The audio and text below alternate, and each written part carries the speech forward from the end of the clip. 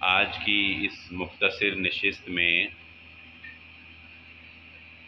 دو مثالیں آپ کو دینی اعتبار سے پیش کروں گا اور دو مثالیں دنیاوی اعتبار سے آپ کے سامنے پیش کروں گا، اور ہم یہ جانیں گے کہ شریعت کے اندر اعتبار کرنا، کسی پر اعتماد کرنا، کسی پر بھروسہ کرنا، یا انسان کا اپنا اعتماد اور اپنا وقار قائم رکھنا یہ کتنا ضروری ہے۔ یہ لفظ کہنے کو بہت آسان ہے، مگر اگر آپ رسول اللہ صلی اللہ علیہ وآلہ وسلم کے دین کی دعوت کو غور سے دیکھیں گے تو دین کا پہلا پیغام رسول اللہ صلی اللہ علیہ وآلہ وسلم نے اپنے اعتبار کی بنیاد پر پیش کیا۔ جب آپ نے پہاڑی پر چڑھ کر مکے والوں کو یہ کہا کہ بتاؤ، اگر میں تمہیں یہ کہوں کہ اس پہاڑ کے پیچھے ایک لشکر تم پر حملہ کرنے کے لیے تیار کھڑا ہے، بتاؤ مان لو گے کہ نہیں مانو گے؟ حالانکہ ایسا ممکن نہیں تھا کہ کوئی بڑا لشکر مکے کے سر آ جائے اور ان کو پتہ ہی نہ چلے، ایسا ممکن نہیں تھا، لیکن اعتبار اتنا تھا، یقین اتنا تھا آپ کی بات پر کہ سب نے کہا اگر آپ کہیں گے ہم مان لیں گے۔ اور یقین اور اعتبار ان کو یہ بھی تھا کہ محمد الرسول اللہ صلی اللہ علیہ وسلم جو کہہ رہے ہیں کہ میں آخری نبی ہوں تو یہ بھی سچ ہے، نہ ماننے کی وجوہات کچھ اور تھی۔ دوسری مثال، پہلی مثال یہ ہو گئی، دوسری مثال سمجھ لیجئے۔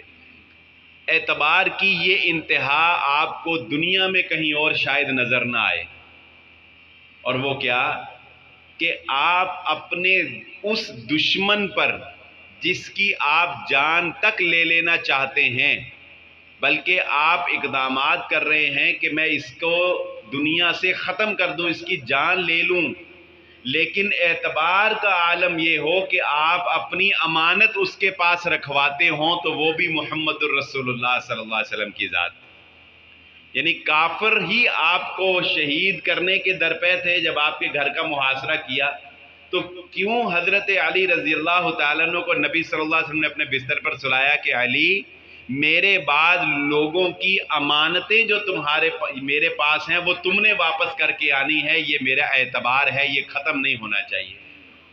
اور ایک کاروباری مثال آپ کو دیتا ہوں، کاروبار میں بھی آپ لوگ مجھ سے زیادہ سمجھتے ہیں کہ اعتبار کا کتنا گہرا تعلق ہے اچھے کاروباری ہونے کے اعتبار سے۔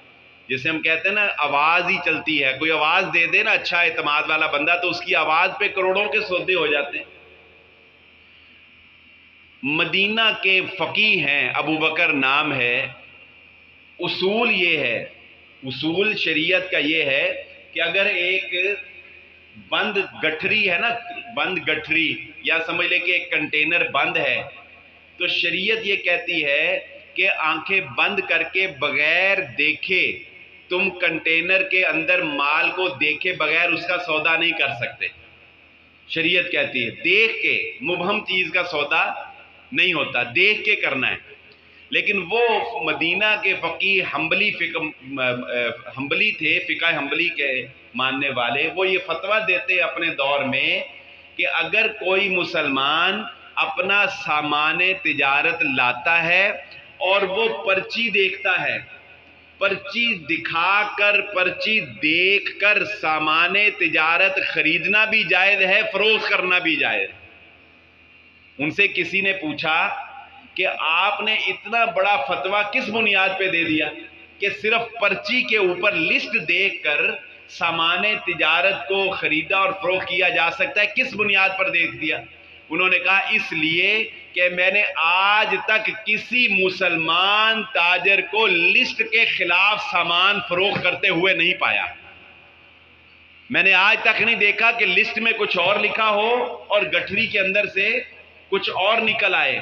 وہ کہتے ہیں کہ مسلمانوں کا اعتبار کرتے ہوئے، مسلمانوں کی پرچی کا یقین کرتے ہوئے میں نے کہہ دیا کہ جو پرچی دیکھ کر بھی اگر کسی مسلمان تاجر سے کوئی چیز لے لیتا ہے تو وہ بھی جائز ہے۔ یعنی یہ اس وقت کے حالات کے مطابق ان کا فتویٰ اس دور کے لیے تھا۔ اندازہ کیجئے یہ مسلمانوں کا اعتبار تھا۔ بحیثیت امت مسلمہ آج ہمارا اعتبار کہاں ہے وہ آپ سب جانتے ہیں۔ یہ تھی دینی مثالیں۔ اب میں آپ کو دو دنیاوی مثالیں دیتا ہوں جن سے آپ کو پتہ چلے گا کہ اعتبار کی اہمیت دنیا لیول کے اوپر کیا ہے۔ بینکنگ سسٹم تو آپ نے دیکھا ہے، پوری دنیا کے اندر بینکنگ سسٹم ہے اور لوگ بینکوں میں اپنے پیسے جمع کرواتے ہیں، لیکن یہ بات بڑی مشہور ہے، آپ نے سنا ہوگا کہ جتنے مالدار سے مالدار ترین لوگ ہیں وہ اپنا پیسہ سوئس بینک میں جمع کرواتے ہیں۔ سوئٹزرلینڈ میں یہ بڑی مشہور بات ہے، ہم کہتے ہیں جتنے بڑے بڑے سیاستدان ہیں ان کا پیسہ کہاں پڑا ہے؟ سوئس بینک میں پڑا ہے۔ کیوں پڑا ہے؟ سوئس بینک میں کیوں پیسہ جمع کروانے کو امراء اور بالخصوص وہ جن کی بلیک منی ہے وہ کیوں ترجیح دیتے ہیں؟ صرف اعتبار کی بات، صرف اعتبار کی بات۔ اور وہ اعتبار کیا ہے کہ سوئس بینک کا ایک رول ہے، ان کا ایک قانون ہے، ان کا ایک خاص اکاؤنٹ ہے جسے وہ نمبرڈ اکاؤنٹ کہتے ہیں، نمبرڈ اکاؤنٹ۔ ان کا قانون یہ ہے کہ جو بندہ ہمارے اکاؤنٹ میں ہمارے بینک میں پیسے جمع کروا دے گا ہم اس کو ایک خفیہ نمبر جو ہے وہ لاٹ کریں گے، ہم اس کو ایک خفیہ نمبر ایشو کریں گے، نہ اس کا نام، نہ ولدیت، نہ رہائش، نہ اماؤنٹ، دنیا کی کوئی طاقت آ جائے نمبر بتائے بغیر اسے اکاؤنٹ کی معلومات نہیں دی جائیں گی۔ نمبر بتاؤ گے، اور وہ نمبر اکثر لوگ زبانی یاد کرتے ہیں، وہ پیپر بھی جلا دیتے ہیں کہ کوئی ثبوت ہی باقی نہ رہے۔ 8 ڈیجٹ کے اوپر مشتمل وہ نمبر ہوتا ہے۔ اب اندازہ لگائیے کہ یہ لوگ وہاں اپنا پیسہ کیوں جمع کراتے ہیں؟ کیونکہ انہیں یقین ہے کہ یہاں سے ہمارا پیسے کا راز، ہمارا نام، ہمارا پیسے کی اماؤنٹ وہ کسی دنیا کی کسی سپر طاقت کو بھی پتہ نہیں لگے گی۔ صرف اس وجہ سے ہر بندہ جو مالدار ہے وہ وہاں جا جا کے پیسے دوڑاتا ہے۔ یہ ایک دنیاوی مثال آپ کو دی ہے اپنی ساکھ کو مضبوط کرنے کے لیے، یہ کبھی مسلمانوں کے پاس تھی۔ مسلمان کا تو اعتبار اتنا ہے کہ رسول اللہ صلی اللہ علیہ وسلم فرمائے ایک مسلمان کسی کو امانت دے دے سارے مسلمان اس کی اعتبار کریں گے، ایک مسلمان کسی کو امان دے دے۔ دوسری دنیاوی مثال سن لیجئے، جب آپ یہ بینکنگ سسٹم نیا نیا آیا تھا تو A T M card issue ہوئے تھے، تو آپ کو شاید یاد ہوگا کہ جس بینک کا اے ٹی ایم آپ کے پاس ہے آپ اسی بینک کی مشین سے پیسے نکلوا سکتے تھے، دوسرے کی مشین سے پیسے۔ اگر آپ کے پاس میزان بینک کا کارڈ ہے تو آپ میزان بینک کی اے ٹی ایم مشین سے پیسے نکلوا سکتے تھے، آپ یو بی ایل کی مشین سے پیسے نہیں نکلوا سکتے، شروع میں ایسے تھا۔ اچھا، پھر آپ کو ماسٹر کارڈ اور ویزا کارڈ ایشو ہوئے، اب آپ کسی بھی بینک کے مشین سے پیسے نکلوا سکتے ہیں۔ کیسے ہوا یہ کیسے ہوا؟ یہ ہوا صرف اعتبار کی وجہ سے، یہ صرف ہوا رازداری، راز کو راز رکھنے کی وجہ سے۔ اور وہ کیا؟ یہ راز کس نے رکھا؟ بینک جب یہ الاؤ کرتا ہے کہ میرا اے ٹی ایم دوسرے بینک کی مشین میں بھی یوز ہو سکتا ہے تو اس کے لیے بینک کو اپنے کسٹمر کا ڈیٹا دوسرے بینک کو دینا پڑتا تھا، تبھی تو وہ اس کے اکاؤنٹ کو مینٹین کرے گا نا، اس کو پتہ لگے گا اس کے اکاؤنٹ میں کتنے پیسے ہیں اور کتنے نکل گئے۔ اور کوئی بھی بینک یہ نہیں چاہتا کہ وہ اپنے کسٹمر کا ڈیٹا دوسرے بینک کے ساتھ شیئر کرے کہ وہ اس کے کسٹمر کو آفر کروا کے اس کا کسٹمر ہی نہ اپنی طرف چھین لے۔ اور یہ کاروباری اصول بھی ہے کہ کوئی بھی بندہ اپنا کسٹمر اور اپنے کسٹمر کا ڈیٹا کسی کے ساتھ شیئر نہیں کرتا، یہ ایک بہت بڑی پرابلم۔